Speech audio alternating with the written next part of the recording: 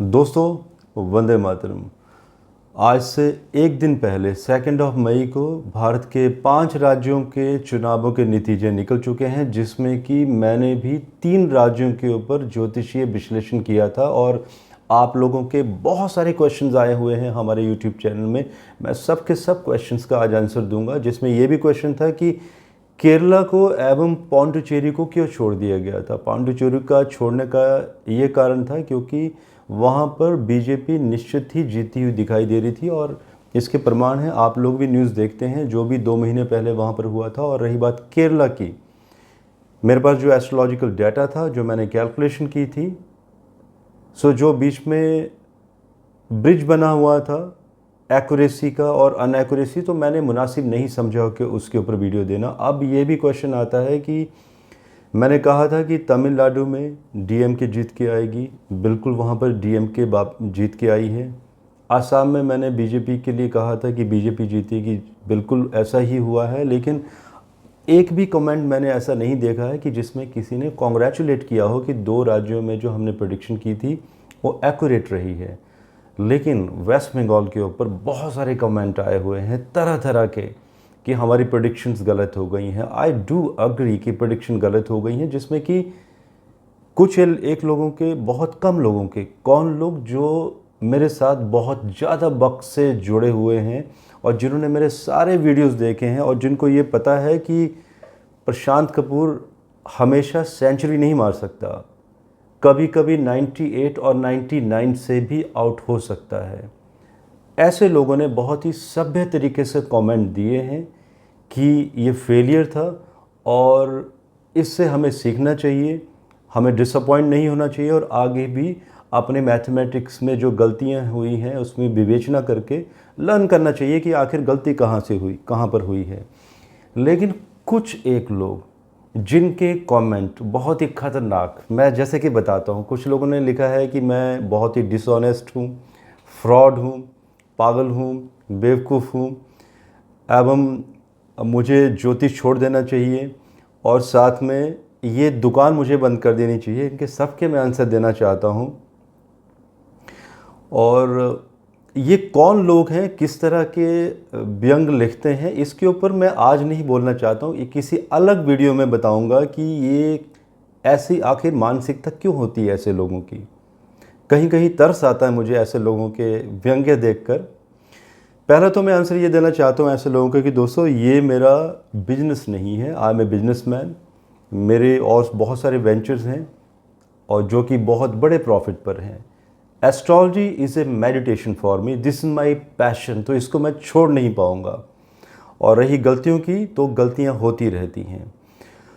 और रही बात गलतियों की कि मैं फ्रॉड हूँ, मैंने गलत प्रेडिक्शन दी, तो इसके बारे में मैं यही कहना चाहता हूँ, बल्कि क्वेश्चन पूछना चाहता हूँ आप ही लोगों से। मुझे आज भी याद है कि हमारे भूतपूर्व कैप्टन महेंद्र सिंह धोनी, उनके घर के बाहर उनके पुतले भी जलाए गए थे। कहा गया था कि आप क्रिकेट छोड़ दो। अगर वो क्रिकेट छोड़ देते इन लोगों की बातों से फ्रस्ट्रेट होके, तो आज जो 2011 में वो वर्ल्ड कप लेके आए, तो क्या हमारे पास होता था?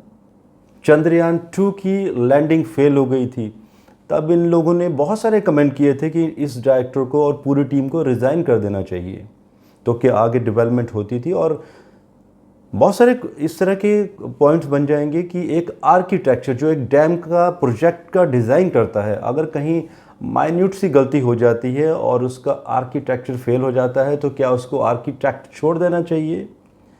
दोस्तों, गलतियां होती हैं, मैथमेटिक्स में फेलियर होते हैं। मैं कोई एक्सक्यूज़ नहीं देना चाहता कि मैं बहुत सारी बातें कह दूं कि नहीं ये फेलियर हुआ, वो फेलियर हुआ।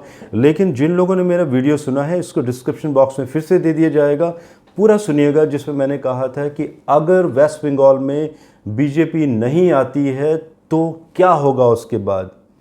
कई लोगों के क्वेश्चन है कि मैं बीजेपी का एस्ट्रोलॉजर हूँ। अगर मैं बीजेपी का एस्ट्रोलॉजर होता था तो भाई मैं तमिलनाडु में डीएमके को क्यों मैं कहता था कि वो सत्ता में आएगी, क्योंकि उसका कनेक्शन तो बीजेपी के साथ नहीं है, वहाँ पे तो AIADMK का कनेक्शन है।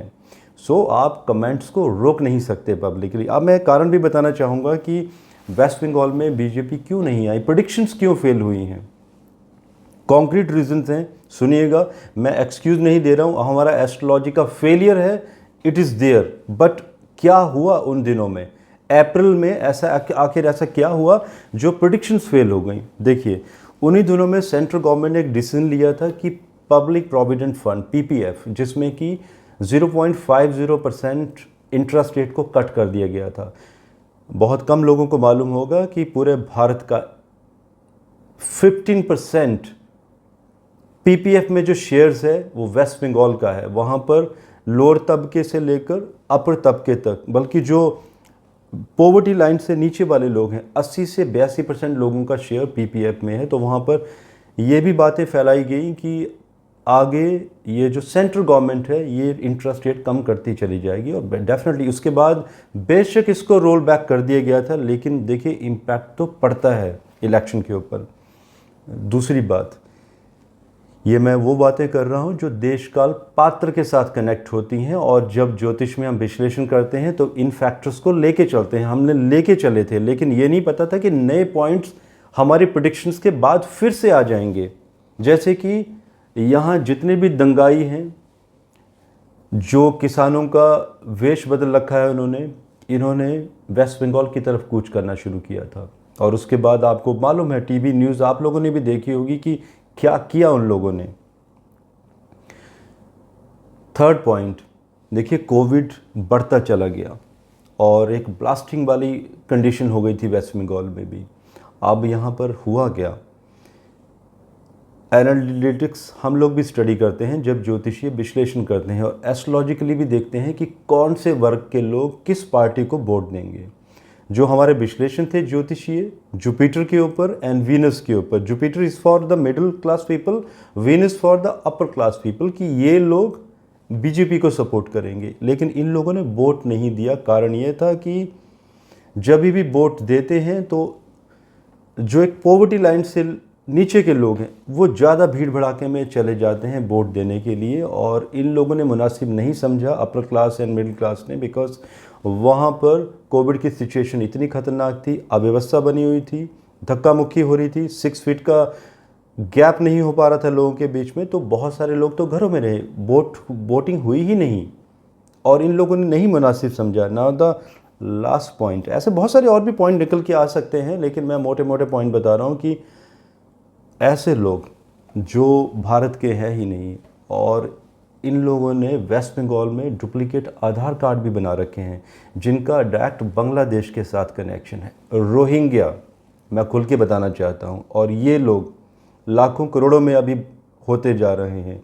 दिल्ली में भी इन लोगों ने अपने आधार कार्ड बना लिए हैं, और कहीं ना कहीं ये हमारे देश को खोखला करते जा रहे हैं। सो ध्रुवीकरण हुआ है वेस्ट बंगाल में कि वोट एक ही तरफ बट गया है, क्योंकि इन लोगों को मालूम था कि अगर बाई चांस अगर ये एक तरफ टीएमसी की तरफ नहीं मुड़ेंगे तो वहाँ पे एनआरसी इमीडिएट इम्प्लीमेंटेशन इसका कर दिया जाएगा। सो ये बहुत सारे फैक्टर हैं। रही बात ऐसे लोगों की जो इस तरह के कमेंट करते हैं, असभ्य भाषा का प्रयोग करते हैं, मैं ये बात कहना चाहूँगा कि प्लीज़ सोच समझ के भाषा का प्रयोग करें, बिकॉज़ मैं अकेला काम नहीं करता हूँ। बहुत रेयर होता है कि मैं कमेंट्स रीड करता हूँ और हमारी आईटी टीम ऐसे लोगों को ब्लॉक करती चली जाती है। ऐसे लोगों के ऊपर मैं एक प्रॉपर एक वीडियो बनाऊँगा एस्ट्रोलॉजिकल कॉम्बिनेशंस के साथ, कि ऐसे जो लोग हैं जो दूसरों को हमेशा ही डाउन फील करवाने की कोशिश करते हैं, ये कौन लोग हैं, आखिर इनकी लाइफ में चल क्या रहा है। और आप लोग मैच करेंगे एग्जैक्टली कि जो मैंने एक्यूरेट डाटा बताया है एस्ट्रोलॉजिकल एंड पर्सनल लाइफ के इनके जो विश्लेषण है वो एक्यूरेट मैच करेंगे। सो दोस्तों, मैं रिस्पॉन्सिबिलिटी लेता हूँ कि जो मैंने प्रेडिक्शंस दी थी गलत साबित हुई, लेकिन इसका ये मतलब नहीं कि हमें सबकी सब प्रेडिक्शंस फेल हो जाती हैं। अगर मैं 100 वीडियोस देता हूं तो 100 में से 97-98% की एक्यूरेसी भी रहती है। और अचीवमेंट्स को भी देखना चाहिए, व्यक्ति की अचीवमेंट्स के ऊपर भी टिप्पणी करनी चाहिए। एवरेज रेशियो भी बनानी चाहिए कि अचीवमेंट्स कितनी थी और फेलियर कितना था। सिर्फ एक फेलियर से हम किसी को जज नहीं कर सकते। वेल दोस्तों, मुझे इजाज़त दीजिए। धन्यवाद। भारत माता की जय।